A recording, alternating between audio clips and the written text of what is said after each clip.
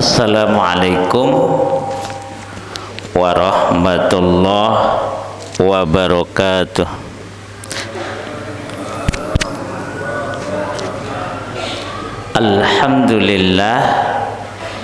Alhamdulillahi rabbil alamin, wa bihi nasta'inu ala umurid dunya waddin, wassalatu wassalam ala ashrafil anbiya wal mursalin, amma ba'd. Qala Allah ta'ala fil Qur'anil Karim, laqad kana lakum fi rasulillahi uswatun hasanah liman kana yarjullaha wal yawmal akhir wa dzakarallaha katsira. Wa qala Rasulullah sallallahu alaihi wasallam, wa man yuridillahu bihi khairan yufaqihu fid din. Sadaqallah wa sadaqa Rasulullah sallallahu alaihi wasallam. Bapak-bapak, ibu-ibu, jamaah yang dirahmati oleh Allah, alhamdulillah kita telah memasuki bulan baru nggih, bulan kedua dalam kalender Hijriah. Nggih menika bulan napa? Bulan Safar alias Sofar nggih. Bulan Sofro, bulan Sofar setelah bulan pertama yaitu Muharram. Malam ini juga kita melanjutkan ikhtiar kita untuk ngaji kitab Al-Hadyu An-Nabi Al-Hadyu nggih, Manhaj At-Tarbiyah An-Nabawiyah Litifal, metode atau kurikulum pendidikan anak dari Rasulullah sallallahu alaihi wasallam. Kita masuk ke bab Asasul Asalib An-Nafsiyah Al-Mu'athirah fi Nafsi Tifl, atau cara-cara untuk mempengaruhi jiwa anak. Jadi metode untuk mempengaruhi jiwa anak. Nah, jamaah sekalian, setelah kemarin kita berbicara tentang suhbatut tifl, menemani anak dan memasukkan idkhalus surur, memasukkan kesenangan, kegembiraan ke dalam diri anak, maka malam ini kita membahas yang ketiga, yaitu asas yang ketiga, yaitu yar'ut tanafas al-banna bainal atfal wa mukafa'ah al-faiz, mengadakan tanafasa ya tanafasu ya tanafusan ya, mengadakan perlombaan yang berlangsung di antara anak-anak, wa mukafaah, dan lalu memberi kafaah, memberi hadiah kepada faiz, kepada pemenangnya. Jadi perlombaan ini Bapak Ibu memiliki efek yang sangat baik. Jadi musabaqah, kemudian tanafas, itu bagus untuk menggerakkan semangat manusia, khususnya di kalangan anak-anak. Jadi kalau anak-anak ini kita ikutkan lomba, ikutkan kompetisi, itu sebenarnya tujuan utamanya bukan untuk juara, bukan, tetapi untuk membantu anak-anak ini bisa mengelola emosinya serta mengeluarkan kemampuannya yang mungkin ketika tidak ada lomba belum keluar secara optimal. Ini mamanya, ini bapak-bapak, ibu-ibu, ini besok ada lomba nggih? Napa lomba napa? Lomba cerdas cermat. Ini kan yang jarang nggih. Kenapa kok di 17-an itu nggak ada lomba cerdas cermat kemerdekaan? Lomba cerdas cermat sejarah Indonesia, kan keren nggih. Ambok ndamel. Jadi kita nguji perasaan kita, kemampuan kita. Nanti ada yang untuk anak-anak, ada yang untuk, nanti mungkin kalau yang untuk anak-anak ada lomba-lomba yang berkaitan dengan ya mirip cerdas cermat, tapi pokoknya itu yang menggugah perasaan cinta mereka kepada tanah air, daripada sekedar lomba makan kerupuk udah nggak bergizi. Napa lomba tarik tambang ada olahraganya, meskipun itu dulu untuk menghina bangsa kita, karena kan mau menang kok dadak mundur, ya kan gitu. Yang maju malah kalah. Jadi filosofi perlombaannya nggak pas. Harusnya kan yang maju itu yang menang. Ini enggak, yang mundur yang menang. Kan harusnya kan kita mau jadi bangsa yang maju kan, bukan bangsa mundur. Nah, kita perlu mencari lomba-lomba lain yang lebih sesuai dengan harkat martabat bangsa kita ini. Kan kita ini kan bangsa pemenang. Kita ini kan bangsa pejuang. Nah, maka kita perlu membuat lomba-lomba yang lebih menunjukkan bahwa kita ini pejuang. Kita ini menang. Kan kita ini melawan Belanda, alhamdulillah bisa merdeka, kan berarti menang. Nah, harusnya itu lomba-lombanya itu yang masih yang gitu nggih, yang ada unsur kemenangannya. Makanya kalau di keraton itu setahu saya ada lomba memanah Mataram. Jadi gaya pakai baju Mataram, pakai apa namanya itu, panahan apa? Jemparingan. Nah, keren itu. Atau nanti naik kuda, lomba naik kuda, kan sesuai dengan budaya dan sejarah Indonesia. Jemparingan, berkuda, nama meleh, mungkin lempar tombak, apa? Nggih, memanah niku istilahipun jemparingan kalau di sini. Nggih. Jadi lomba-lomba tadi ya, cerdas cermat sejarah kemerdekaan. Nah, sehingga anak-anak itu nanti coba bayangkan kalau ada cerdas cermat kemerdekaan Indonesia dari tingkat sekolah di kecamatan, naik ke kabupaten, naik ke provinsi, kemudian nanti tingkat nasional. Tapi ya jangan jangan dimenangkan yang jelek-jelek ya, fair, kita mainnya fair. Sehingga muncul kegembiraan, suasana untuk mengenali kembali kebesaran, keagungan bangsa kita ini sebagai pejuang, sehingga anak-anak mudanya kembali kenal tokoh-tokoh kemerdekaan, atau malah sebelum kemerdekaan, tokoh-tokoh bangsa ini, para ulamanya, para pendahulunya, terutama yang soleh-soleh, sehingga anak-anak kita ini kemudian muncul dan punya cita-cita pengen jadi pejuang, melanjutkan amal soleh para pendahulu.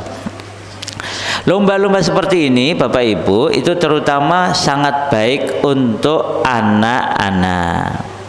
Jadi Rasulullah Shallallahu Alaihi Wasallam menanamkan dalam jiwa anak-anak itu sikap untuk berkompetisi, kompetitif, untuk menggali kemampuan terpendam anak. Di antara contohnya, Rasulullah pernah bikin semacam perlombaan, ya, perlombaan berupa fikriyah, berupa tebak-tebakan, ya, tebak-tebakan kepada para sahabat. Ini riwayatnya cukup banyak. Satu di antaranya riwayat dari dari Abdullah bin Umar yang dimuat di Sahih Bukhari. Jadi Ibnu Umar ini berkata, Rasulullah Shallallahu Alaihi Wasallam dalam satu kali itu bersabda, beliau bikin tebak-tebakan begini nih, inna min syajaril bawadi syajaratun la yasqutu waraquha wa innaha al muslim fahadditsuni mahi. Nah, itu tak ketebakannya. Sesungguhnya kata Rasul, di antara pohon-pohon badui, pohon-pohon yang di pedalaman, ada di pedalaman Arab, di kampung-kampung Arab itu ada pohon yang tidak gugur daun-daunnya, daunnya tidak jatuh, tidak gugur. Nah, pohon ini adalah permisalan seorang muslim. Maka kata Rasul, ayo kabarkan kepadaku, pohon apa itu? Pohon yang seperti muslim, tidak menggugurkan daunnya. Nah, napa pohon napa? Napa Bu? Kurma nggih. Lah ceritanya para sahabat itu tanya-tanya kemudian jawab, tapi nggak ada yang jawab kurma. Berarti jenengan pinter nih. Nah, sampai kemudian Abdullah bin Umar ini batin, dia punya jawaban. Menurutku, dalam hatiku aku berkata, kata Abdullah bin Umar itu, annaha an-nakhlah. Jawabannya adalah an-nakhlah, kurma. Tapi nggak ada yang jawab waktu itu, yang jawab nggak ada yang benar. Terus kemudian akhirnya Rasul bersabda, hiya an-nakhlah, pohon itu adalah pohon kurma. Jadi di dalam riwayat yang lain disebutkan, kenapa kok Ibnu Umar tidak berani bersuara? Karena waktu itu dia diantara yang hadir itu termasuk yang paling kecil, asghor. Nah, karena merasa dirinya muda, masih kecil itu merasa sungkan. Nah, ini menjaga adab. Karena yang sepuh-sepuh tidak menjawab atau jawabannya tidak benar, akhirnya Ibnu Umar itu bagian dari adab itu diam. Nanti dalam riwayat yang lain, Ibnu Umar itu cerita kepada ayahnya, Umar bin Khattab, saat perjalanan pulang. Lalu Umar berkata, aku lebih suka jika engkau menjawab. Nah, jadi Umar itu mendorong agar anaknya maupun nanti anak-anak yang lain itu siap berkompetisi, siap di depan umum, siap berbicara kalau itu memang benar. Jangan hanya mendengarkan, jangan hanya pasif, tapi berani tampil ke depan, berani mengutarakan pendapat. Nah, jadi dari sini kita mengetahui Rasulullah Shallallahu Alaihi Wasallam menggugah rasa ingin tahu, menggugah jiwa kompetisi, ya, musabaqah, tanafas di kalangan para sahabat agar mereka ini mau mengeluarkan pendapatnya, mau berpikir, mau mencari jawaban dari pertanyaan yang diajukan. Di beberapa tempat metode seperti ini disebutkan oleh penulis kitab ini. Di negeri Syam yang seperti ini disebut tahazir, di Mesir disebut fawazir, di sini disebut CCA atau tebak-tebakan. Nah, jadi bermain tebak-tebakan semacam cerdas cermat itu bagus. Makanya monggo niki yang jadi panitia kemerdekaan, silahkan mungkin lombanya dibikin yang lebih variatif dan lebih mendidik, nggih. Nah, satu diannya adalah lomba cerdas cermat kemerdekaan atau cerdas cermat sejarah Indonesia, khususnya mungkin ada yang kaitannya sama Indonesia, ada yang kaitannya dengan daerah istimewa Yogyakarta. Ini kalau kita tanya anak-anak kita ini, mungkin banyak yang nggak tahu siapa pendiri kerajaan atau keraton Mataram Islam. Mungkin banyak nggak paham, gitu. Siapa pemimpin perang Jawa? Mungkin nggak paham. Kapan perang Jawa diadakan? Terus siapa ulama yang ikut jadi panglimanya perang Diponegoro. Oh, tambah bingung itu. Dan pertanyaan-pertanyaan serupa. Mungkin juga pertanyaan yang bisa berbau kalau dengan masjid ya. Contohnya siapa guru ngaji Raden Ajeng Kartini sebelum meninggal dunia?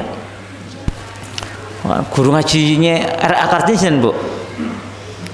Mboten ngertos nggih. Jenengan nggih mboten ngertos. Siapa? Beliau ini Kartini ini diceritakan sebelum meninggal dunia sempat belajar tafsir Al-Fatihah. Lalu meninggal dunia. Gurunya ini konon juga pernah mengajar beberapa tokoh yang lain, yaitu Kiai Haji Ahmad Dahlan dan Kiai Haji Hasyim Asy'ari. Nah, siapa guru ini?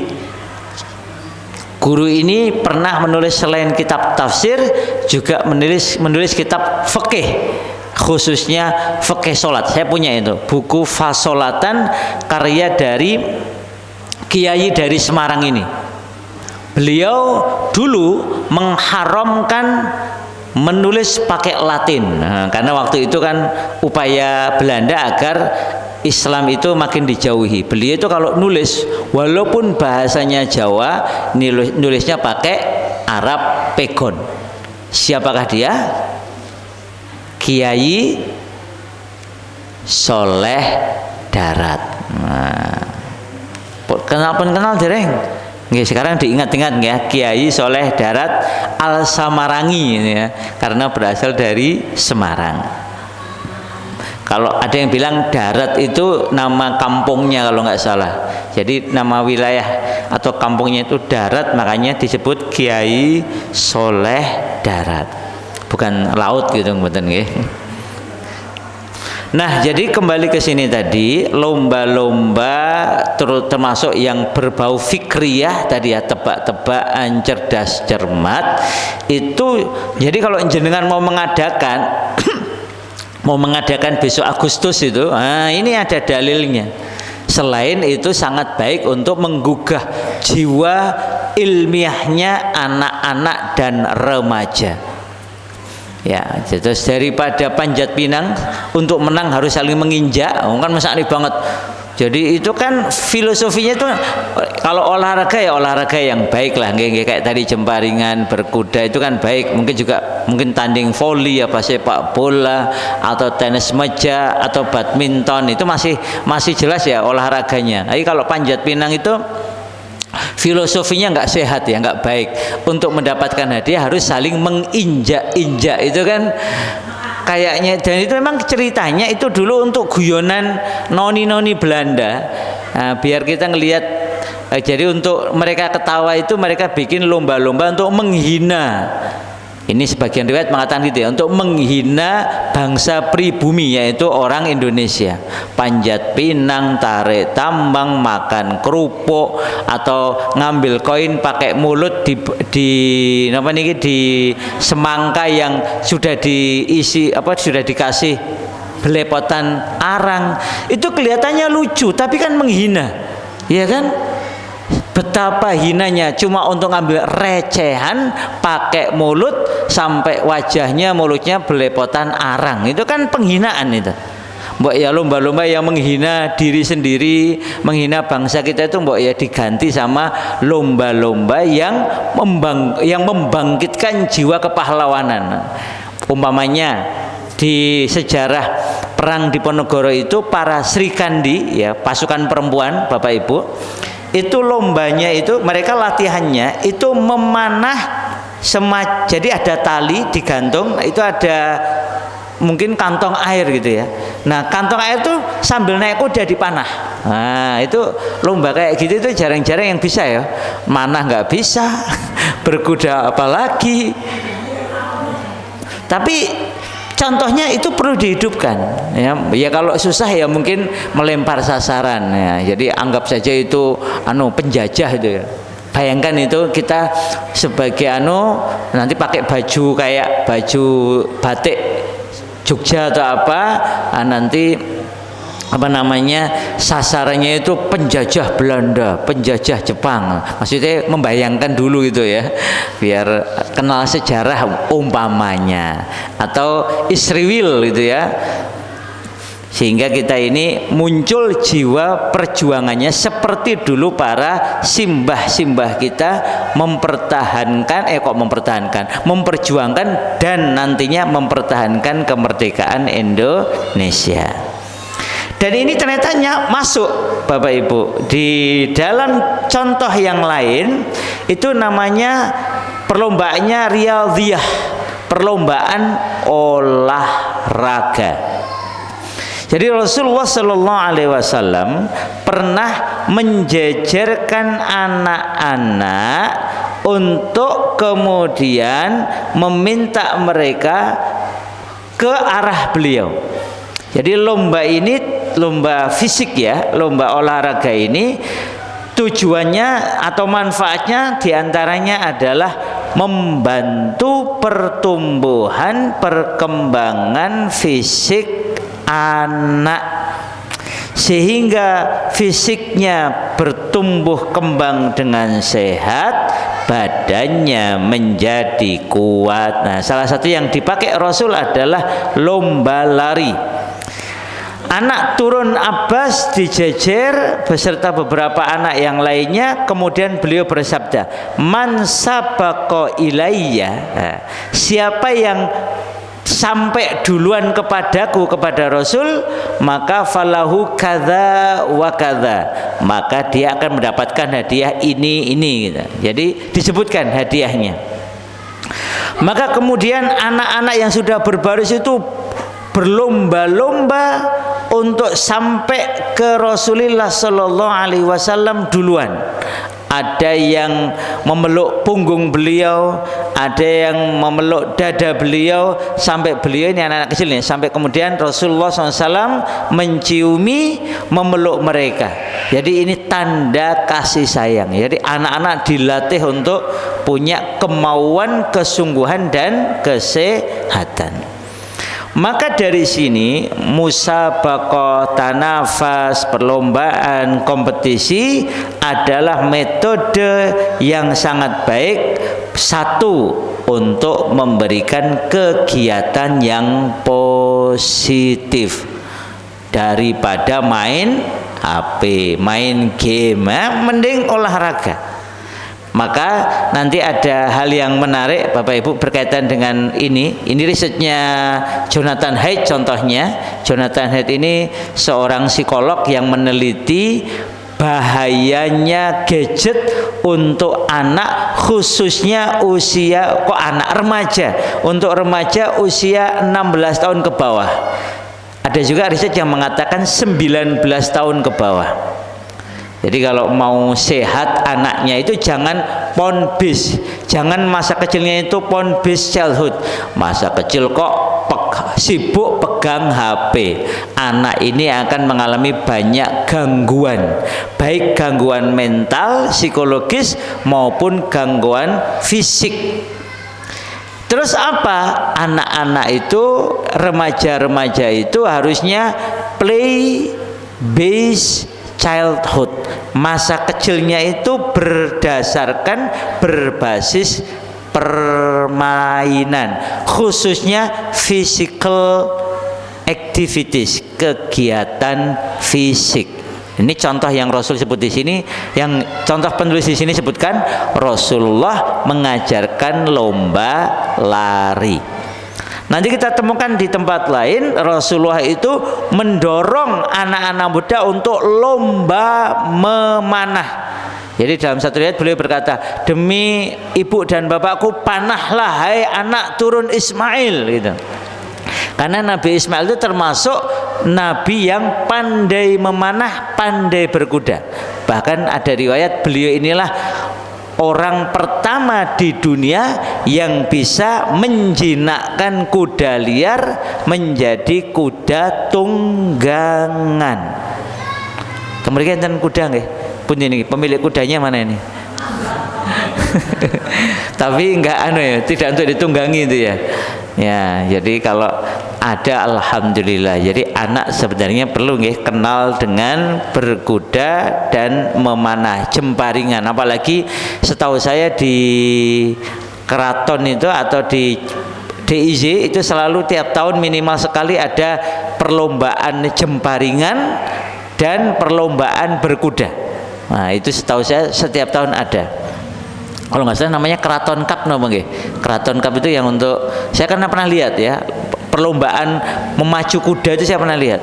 Memang mantep ya, lebih mendebarkan daripada motor. Nah, motor kan yang penting kan sepenuhnya di pengendara, tapi kalau kuda itu kan punya nyawa, jadi bagaimana menaklukkannya, dia juga punya capek, itu luar biasa, itu lebih kompleks daripada sekedar lomba motor atau lomba mobil. Nah, maka jamaah sekalian, dari sini satu tadi ya, memberikan kegiatan yang baik bagi anak. Yang kedua, mengarahkan potensi anak. Anak itu punya potensi, sesuatu yang ada pada dirinya belum keluar. Nah, perlu kita bantu keluar. Makanya kayak cerdas cermat itu membantu anak untuk punya potensi agar dia berani angkat tangan, agar dia berani berpikir, agar dia cepet-cepetan menjawab, agar dia menjawab dengan benar. Jadi coba kita membayangkan kalau anak-anak itu memiliki kesungguhan dalam urusan kebaikan, termasuk di fisik ini. Karena kan kita perlu nggak anak-anak yang fisiknya sehat. Kalau anak-anak ini lari, berkegiatan fisik, sebenarnya anak-anak ini sedang mengembangkan potensi terbaiknya. Ada riset ya Bapak Ibu. Ini anak-anak PAUD nih, anak-anak PAUD, anak-anak TK dan awal-awal SD itu ditaruh di satu ruangan yang tidak ada mainannya kecuali sangat sedikit. Ternyata anak-anak ini berkembang lebih kreatif daripada anak-anak yang semua mainan disediakan. Karena akhirnya dia cenderung main yang itu-itu saja yang ada. Tetapi ketika kosong, akhirnya mereka itu bermain dengan apa yang ada, dengan lantai ya tadi, lari-lari, dengan kursi mungkin yang ada, atau bisa bergabung dengan temennya, bikin mungkin lomba lari, lomba petak umpet. Pokoknya mereka itu bisa kreatif. Jadi jangan membayangkan anak itu harus dibelikan mainan yang aneh-aneh, yang mahal-mahal. Tidak. Seringkali anak menjadi berkembang malah ketika mainannya itu sederhana, termasuk tidak pakai HP. Makanya sekali lagi, kalau pengen anak-anak kita, remaja-remaja kita berkembang dengan baik, sehat mental fisiknya, kurangi, kalau malah menurut pendapat ini jangan berikan dulu HP. Karena kenyataannya menjadikan anak-anak cenderung tulalit. Nah, ini ya, bukan hanya anak-anak ini ya, mas-mas, mbak-mbak, bapak ibu, kalau kebanyakan HP lama-lama tulalit. Nah, bahasa ilmiahnya itu shallowing, mengalami pendangkalan kemampuan otak. Makanya memang kadang kita itu harus punya waktu untuk benar-benar tidak pegang HP. Ya kayak seperti ini ya Bapak Ibu ya. Ya memang usahakan nggak pegang HP. Kenapa sih di masjid masuk ya ada keperluan apa sih namanya gitu. Ya nanti kapan-kapan ditinggalkan. Kecuali memang ada mendesak nunggu panggilan darurat, wah ya itu ya boleh. Tapi kalau enggak ya sudah. HP kita tinggal dulu di rumah, kita menikmati hidup tanpa HP. Ini ada sutradara terkenal yang lagi naik daun karena filmnya jadi box office internasional. Itu ditanya, ini namanya, saya sebut namanya aja ya, Christopher Nolan ya, yang bikin film-film heboh itu yang bagus. Nah, dia sekarang banyak bikin film sejarah. Itu ditanya dalam wawancara, apakah Anda punya smartphone? Ternyata pembuat film yang sangat canggih ini mengatakan tidak. Waduh, saya jadi tersinggung gitu. Jadi dia itu punya HP sangat jelek yang bisa untuk telepon. Tapi kalau yang hanya bisa untuk telepon lah kira-kira gitu ya. Tapi kalau smartphone enggak. Dia juga nggak aktif di medsos, bahkan email saja nggak punya.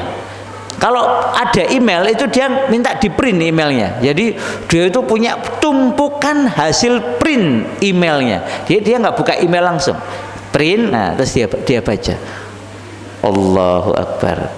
Itu untuk menjaga kesadaran dirinya, dan dia merasa saya sangat beruntung bisa melakukan itu semua, karena saya itu nggak pengen terpenjara oleh dunia digital.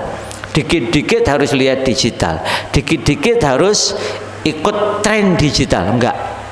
Semua itu enggak penting. Makanya kreativitasnya jadi lebih luar biasa Nolan ini. Nah, jadi bapak-bapak, ibu-ibu yang banyak pegang HP ya, sekarang mulai difikirkan dikurangi. Kalau kepepet pegang HP itu untuk hal-hal yang produktif. Lalu gimana? Mulai menyediakan waktu untuk nulis pakai tangan lagi, nyalin buku, membaca buku.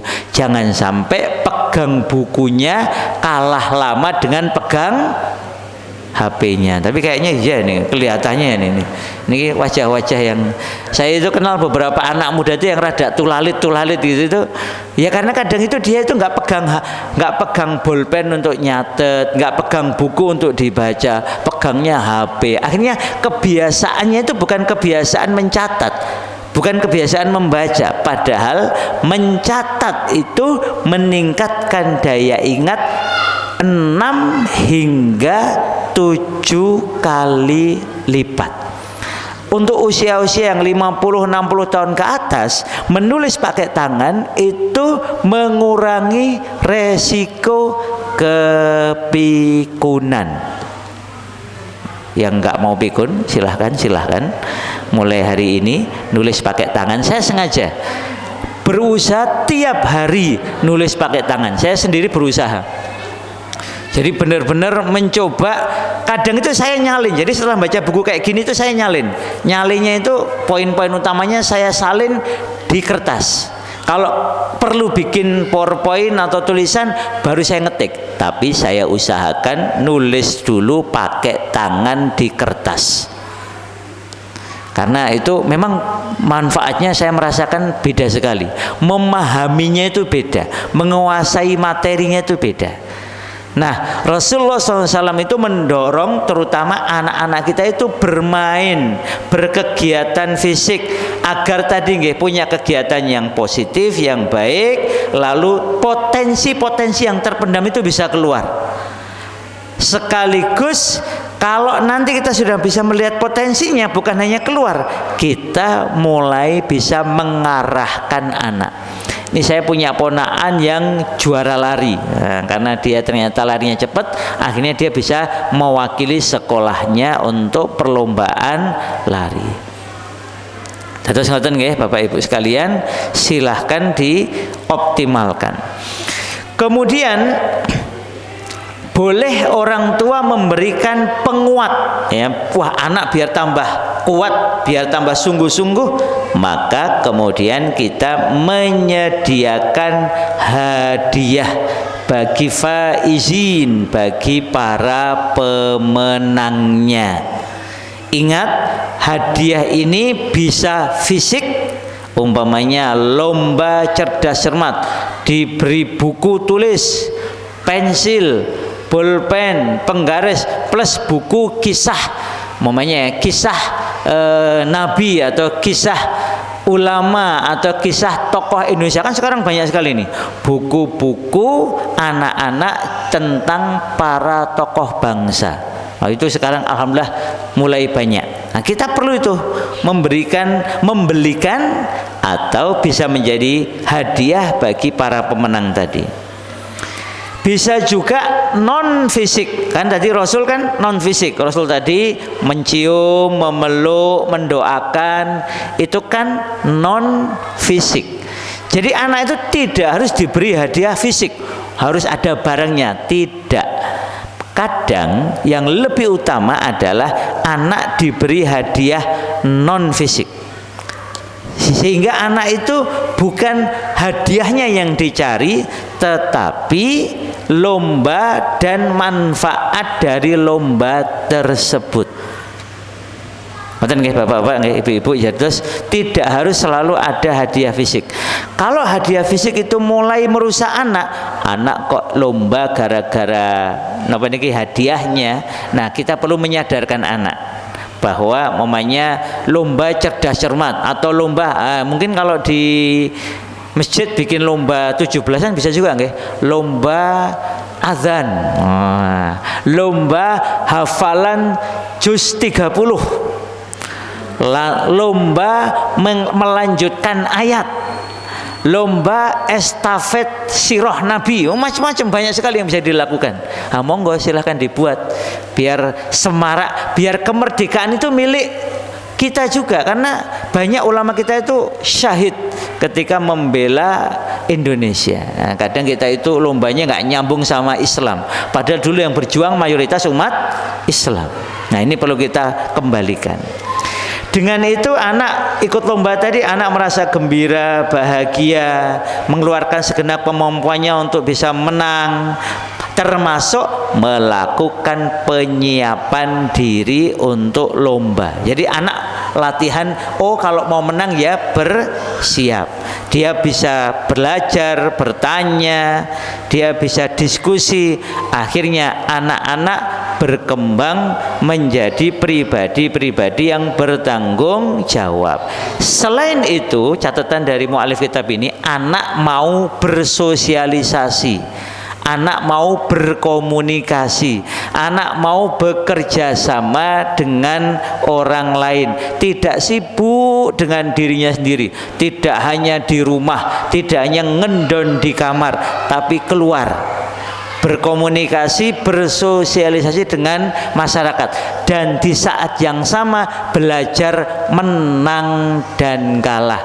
Menang tidak usah sombong, kalah tidak usah ngelukru, enggak usah nggih. Jadi menang kalah biasa saja, yang penting termasuk melatih kejujuran, melatih sportivitas. Demikian Bapak Ibu sekalian, semoga Allah Ta'ala jadikan anak-anak kita, generasi muda kita, dan bahkan kita semua ini menjadi pribadi-pribadi yang terus-menerus mau berlomba-lomba dalam kebaikan, sebagaimana perintah Allah, fastabiqu al khairat.